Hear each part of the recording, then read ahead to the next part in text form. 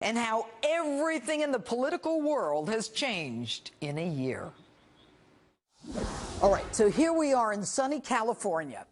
Think back to a year ago. You were a billionaire who was dabbling in politics, a flash in the pan.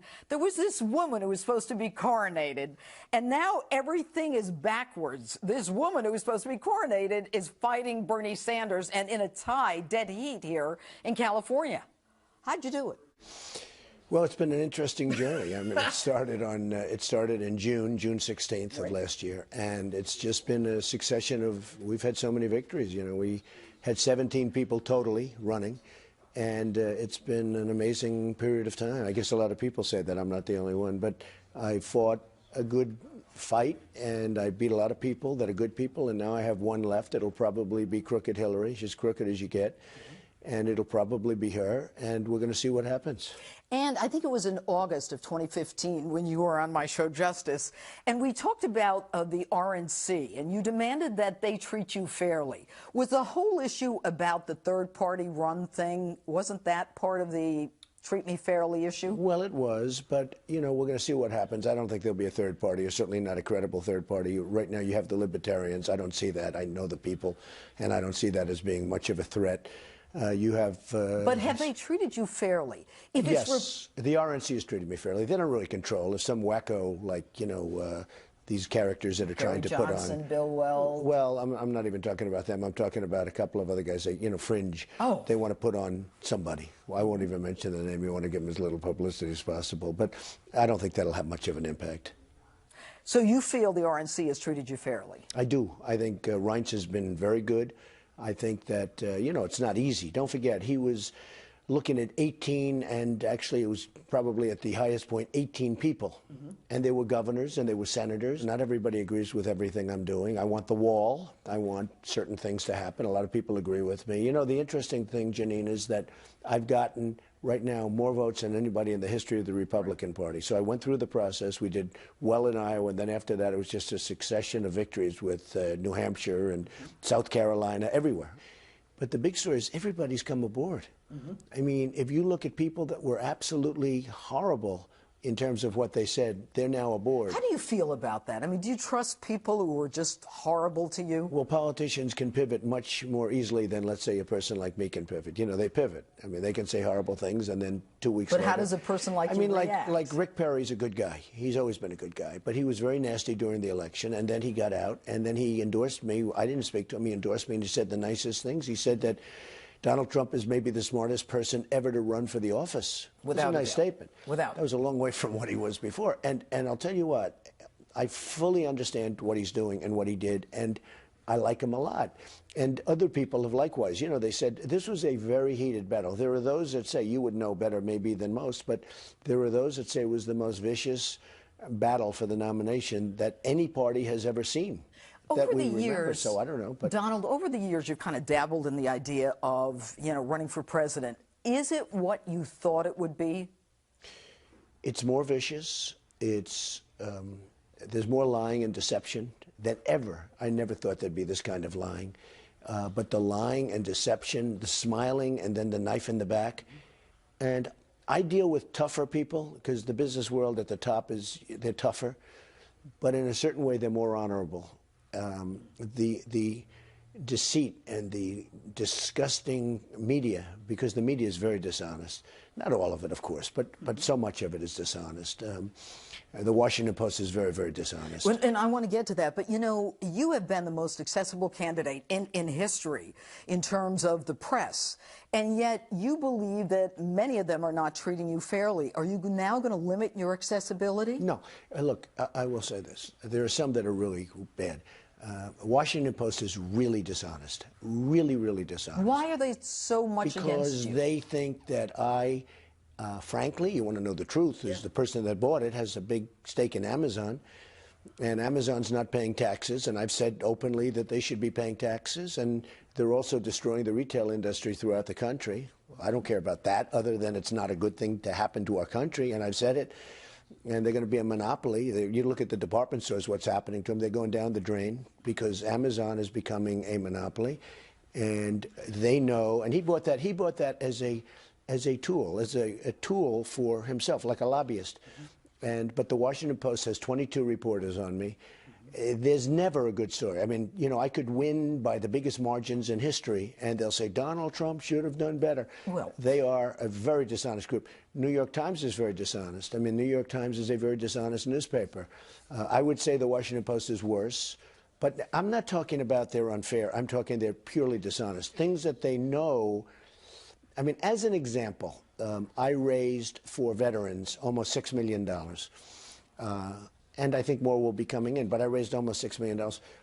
I thought that was a positive story. I mean, I paid a lot of it out early, but some came in, and we had to vet the situation. Okay, instead of a positive story, think of it. I raised almost it was $5.6 million. I think more is going to come in. Sure. But I gave to many, many groups. You saw me reading the list. Yes. 100,000 here, 250,000, 1 million to one group. Why were you so agitated that day? Because I thought I was treated very unfairly. When you raise, I never thought this is a possibility that could be a bad story. That was a terrible story for me.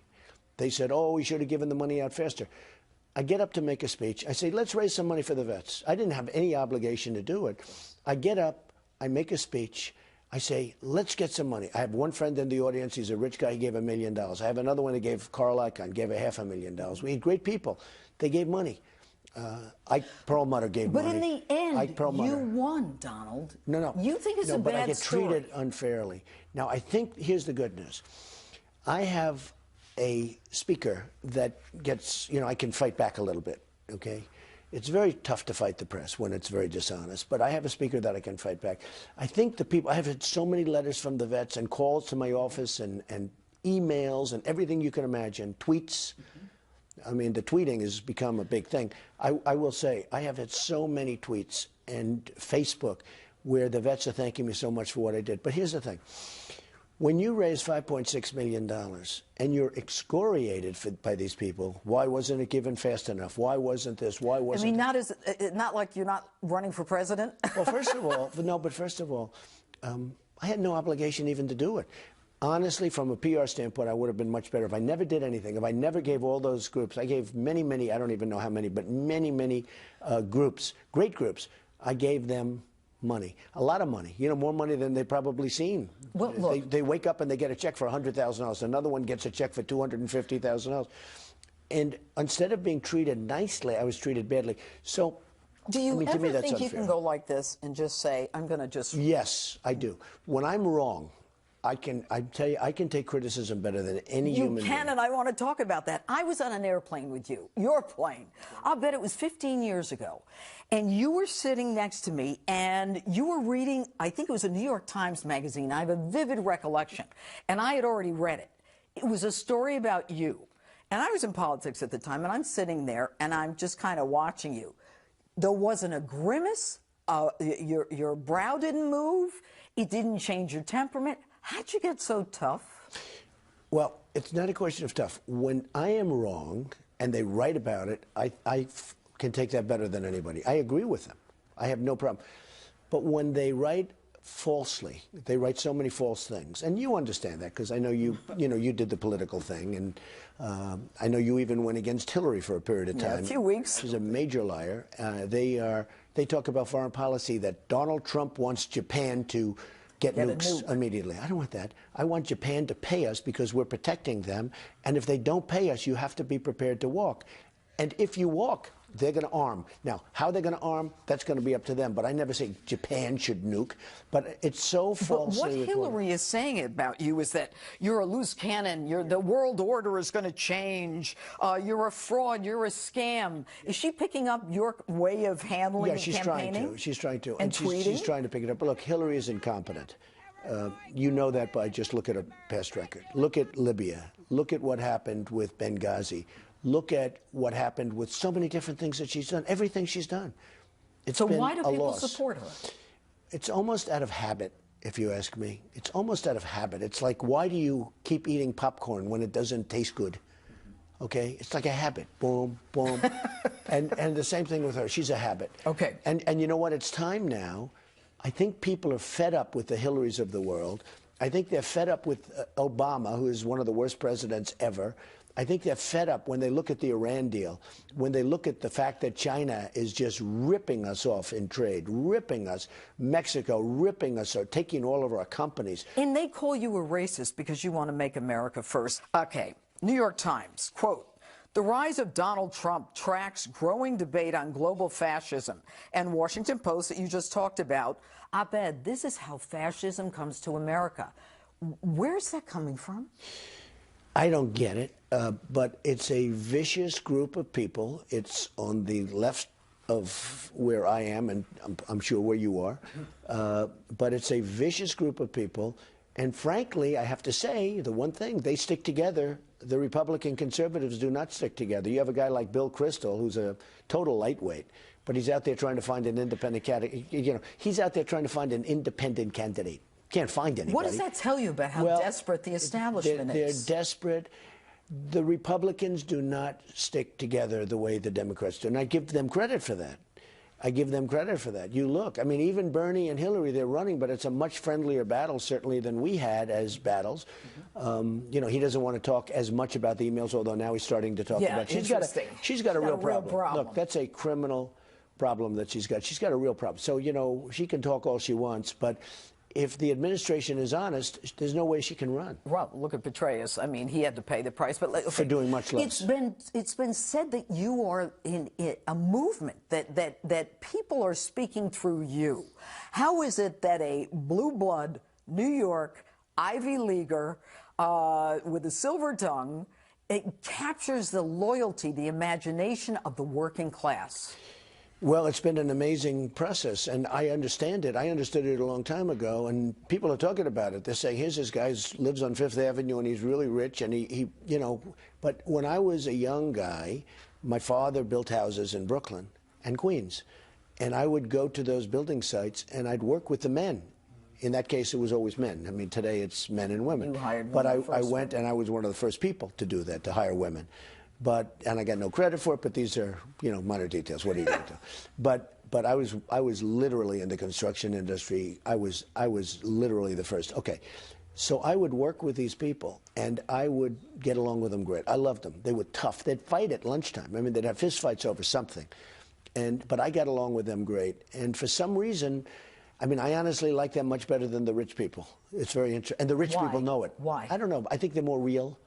There's less phoniness. But, you know, you can call them blue collar, you can call them, they're like they're workers. Well, yeah. They're workers. And by the way, some of them are very successful people, and they become very successful because, you know, it is a movement, but it's a movement of everybody. What is the movement? It's a movement of people that are tired of seeing stupid decisions made in our country that are destroying our country, where our companies are leaving, our jobs, our people are being fired, where people haven't had a pay. When you talk about blue collar, they haven't had a pay increase in 18 years, an effective pay increase in 18 years. It's a group of people that are tired of stupidity. It's a group of people that want common sense, and they want to win again. We don't win anymore. We don't win with our military. We can't beat ISIS. More to come. Next, I asked Donald Trump about the controversy swirling around Trump University. Did you oversell that? Let me just tell you, it's just crazy what's going on. So we opened a school. We opened a school that was very successful, had a lot of students, and they did valuation reports after they left. And we have thousands and thousands of valuation reports. Everybody's saying it was great. They loved it. They loved it. I don't know if you ever heard this, but we have thousands of them. So why are you getting sued? Because a class action firm from California, who I hear gave Eric Schneiderman a lot of money to run, who I hear paid Hillary Clinton $900,000. This is all stuff that's going to come out that you don't hear, but I hear they paid her $900,000 for speeches. I hear they are. Who did? The firm that brought the lawsuit law firm paid Hillary Clinton $900,000, as I understand it, for speeches. They paid her a lot of money for her campaign. I heard $400,000 or $500,000 for her campaign. It's a very political thing. I have a judge who is truly unfair. I don't know the judge, but he's truly unfair in San Diego federally. Why did you refer to his ethnicity, Donald? Well, because his heritage is Mexican. So and what? Well, because I want to build a wall.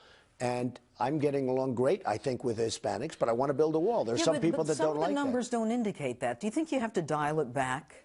look, I have to be what I have to be. I mean, I have to tell the truth. I'm going to say that you need the, well, you know, I don't know if you saw what happened yesterday, but the 16,500 Border Patrol agents endorsed me. First time they've ever endorsed a presidential candidate. They believe in you. And I asked them about the wall. I said, let me ask you, how important is that? They said, Mr. Trump, it's so important. You need it.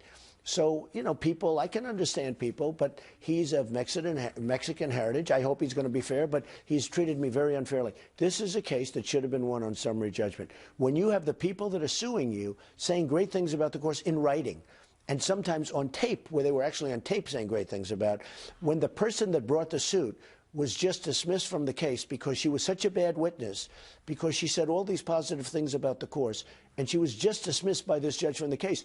Well, if she dismissed him, if she was dismissed, he should have dismissed the whole case. The woman that brought the case, when we got to her deposition, we found her written word saying unbelievably positive things about the school. It was great. She evaluated it as great. She's then on tape. We have a tape where she's saying the most beautiful things about it. Nobody's forcing her. So they go to court and they see the judge and they say, Your Honor, we don't want her to be in the case anymore. So why wouldn't the case be dismissed? Right. The judge dismisses her from the case. And lets the case stand. And lets the case go. Well, he's been so unfair, and I don't want to call out a judge, but he's been so unfair. Now, maybe that'll change. Maybe he'll be fair. I would say he should recuse himself. But Donald, you have a lot of money. Why don't you just pay them off and call it a day? You don't need this. I could have settled this case. I could now settle this case, but I could have settled this case. I chose not to. The reason is when this woman came to us, she wanted $300,000, which would have been $200,000. And they showed me, I said, why would she get that much money? For what? And then they showed me her records. And her records said, evaluation report, loved the school, great, great, great, everything good. I'm not quoting exactly, but everything top, top, top, as though she went to Harvard. Harvard should get such good reviews, okay? And then they showed me a tape of her saying great things about the school. I said, wait a minute, how can you give her money? I said, let the lawsuit proceed. It's the principle. It's the principle. Okay. It would have been cheaper, but it's the principle. Okay, but you would have had a much easier week. But how do you let... Whatever. I mean, the sleeves, you're a real beaut. Can I tell when you I saw you say that, I mean, I had to laugh. Well, that had to do with the veterans, though, because I've given the veterans so much money and I was criticized for it. Okay, let's talk. You know what that does, though? The one thing that does, people like me, people that have the option of raising $5 or $6 million for veterans and other causes, when they see what I go through by doing a great job, and then what I go through where the crooked Washington Post, which the paper is such a bad paper, it's so dishonest, and the New York Times, they wrote a story about me with women. And the women came out and they, I mean, I was so honored with Roanne and with, you know, the whole... Did you remember her? I did. She was a very nice person. And all of them. I mean, and I was so surprised. You know, and then Donald, they came out. But people who work for you love you. I was in Trump Tower. I asked some guy, how does he treat you? Because he was an employee. He says, he treats us great. And then I said, how's he treat the women? He said, better. Well, you know, two things. So they write this article. It's on the front page of the New York Times, like the top. It looked like the National Enquirer. I know. National Enquirer is better. But it looked like the National Enquirer. Massive picture. And I said, what's this all about? And then I see the women, and I say, why would they say anything bad? And then they all came out, and they said, we didn't say. And then the same writer, who should have been fired, by the way, for what he did, because they said that's not what we said. He knows that's not what we meant and implied. Then the same writer writes another story about me a week later that was also a hit. Look, these papers are really dishonest. The media is very dishonest. And I'll tell you, when I find a good journalist, a really fair journalist, I cherish that person because that's a really important profession. I have such respect for a good journalist, but there are very few of them. Why is it that you've got the President of the United States who is coming out and basically saying all these horrible things about you? I've never seen that in history. I mean, this early on, where the guy is coming out and trashing you. Why? Well, he's coming out. He's actually trying not to use my name because he's not supposed to. You know, he ought to really focus on his job because he's doing a lousy job as president. And what he should do is focus on his job and find out why are we losing so many jobs. You know, the number 5% is a total phony number. It's really 20% or close to 20% unemployment. That's just a phony number to make the politicians look good. It's if you look for a job, Jeanine, and you don't find it, and you give up, and you go home, and you go to sleep. You're still unemployed, but you're not a statistic. You're not a statistic, right. okay? Right. It's a total phony number. And when I get 25 and 30,000 people to my rallies, they're not there just because I'm going to have strong borders and because I'm going to have a strong military. It certainly helps. But they're there because the economy is horrible for them and because these people literally haven't had a pay increase in decades. What kind of pay increase should they get? They should get good pay. Look, we need jobs in this country. When you see Carrier leaving for Mexico, when you see Ford building massive plants all over Mexico, when you see the PGA Tour take out of Miami to Mexico, they took their championship, their World Golf Championship, and they took it to Mexico, which is unsafe, by the way. I mean, you know, they had a tournament in Mexico. People were being mugged and robbed, and all sorts of things were happening. I can't imagine the players are going to be thrilled. But I mean, from my standpoint, I don't care. What I care is they took it from Miami. The people of Miami are incensed. They took it from Miami and they moved it to Mexico City, which has one of the highest crime rates in the world. No doubt. It's going to be very interesting to see how those players feel. Let's talk about the most recent Quinnipiac poll. Your unfavorable's around 50, her unfavorable's about 50. Who has a better chance of flipping the haters? Do you have a better chance of flipping the Hillary haters to your side, or does she get a better chance of flipping your haters? I think I do, because people know that she's incompetent. People know that she can't do the job. They know one thing about me. I'm very competent. I can do the job. Look, I borrowed $1 million, and it's worth now $10 billion. And I filed all of my documents. I filed with the federal elections, the biggest filing they've ever had. And it talks about this great company that I've built. I built a great company, very little debt, tremendous assets, tremendous. Can you make America great again? I can totally make America great again, and that's why I'm doing it. I mean, it's lovely to be with you, but I'd rather be with you without all the cameras. I mean, to be honest with you, it's doing this isn't fun. Doing campaigning isn't fun, although I think maybe I'm having as good a time as anyone's ever had. But still, it's a lot of work. I'm going from here. I'm going to make a major speech. I have 25,000 people. Everywhere you go, there's 25,000, 30,000 By the way, that's the other thing. We have the biggest crowds by far. If you listen, like the other night, I had a crowd of 11,000. Bernie had 3,000 at a different location. They said Bernie Sanders had this massive crowd. With me, it was Donald Trump spoke tonight. Yeah. You know? Let me ask you about Bernie. You're a New Yorker, in your face, you know, tough guy. Why won't you debate Bernie? Well, I was asked the question by Jimmy, and we had a lot of fun. And I said, let the networks put up some money. Mm-hmm. And I said, like, maybe women's health issues, okay? Okay, I did it for the vets. Let's do something for women's health issues. And number one, the networks did not come through. They want to keep the money for themselves. They would make so much money. That would get such ratings. And I would actually love to debate him. The problem is he's number two. And to debate number two when you have number one doesn't really make a lot of sense. What do you say to those people who say the reason you're not debating Bernie is because you don't want to, you know, have a fight off and in the hopes of getting his followers who will never vote for Hillary? Well, the other thing is I don't really want to hit Bernie too hard because I think a lot of Bernie's people are going to come to me. See, Bernie and I are very different, but we're very similar in one thing. It's called trade. He understands what no other Democrat really understands or will say, that the United States is getting ripped off big league on trade. He understands that. I give him credit for that. Now, the difference is I can do something about it. I'll make great trade deals. He can't do that. He wouldn't know where to begin. But that's a big factor. Bernie and I agree on one thing big. The United States is being ripped off on trade. And I'm not looking to hit Bernie too hard because I would like to get his followers. I would, you know.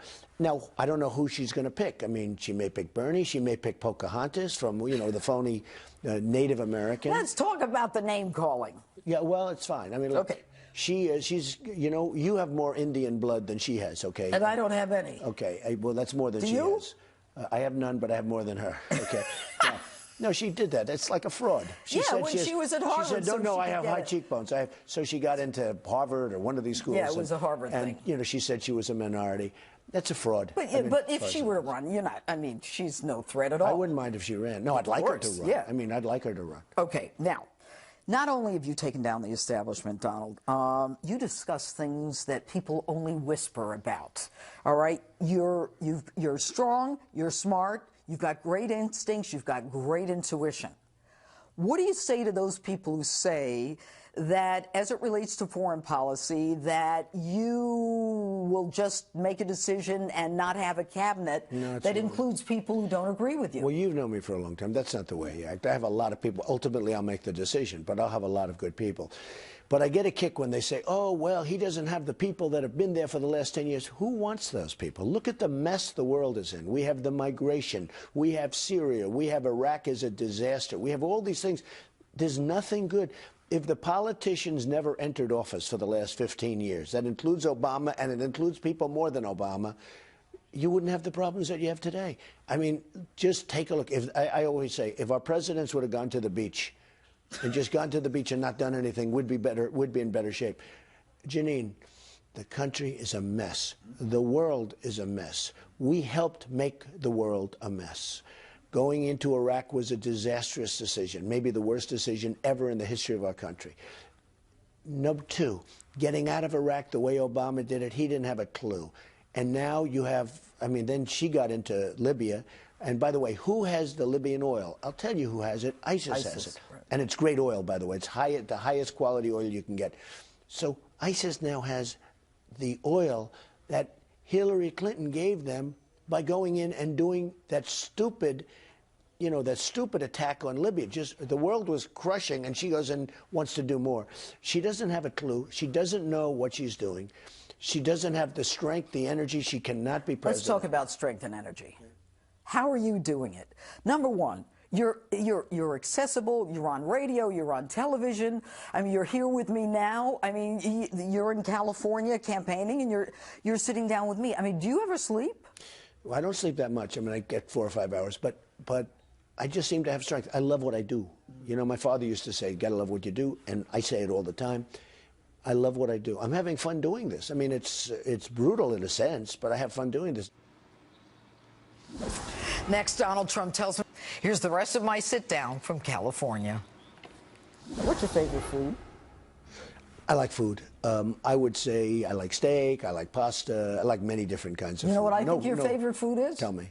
Meatloaf. Well, we used to always heat it up on the plane. Especially my mother's meatloaf, right? Aww. That's right. What can you do for this country? I know you're going to say you can make it great again, but can you bring together the division, the people? I think so. How? I think I can. And I'll tell you what. Barack Obama has been a terrible president, but he's been a tremendous divider. He has divided this country from rich and poor, from black and white. I mean, he has divided this country like no president, in my opinion, almost ever. And number one, we need a cheerleader. I always thought one thing with him. I said, he's unqualified to be president, and Hillary's unqualified. She's unqualified because she has very bad judgment. Hillary has horrible judgment. And Bernie Sanders said that about her. But Obama, I thought, was going to be a great cheerleader. And he turned out to be a very bad cheerleader. The one thing I thought he could do is bring people together, and it turned out to be just the opposite. I will bring people together. Thank you, Donald Thank Trump. you. Thank you. We'll be right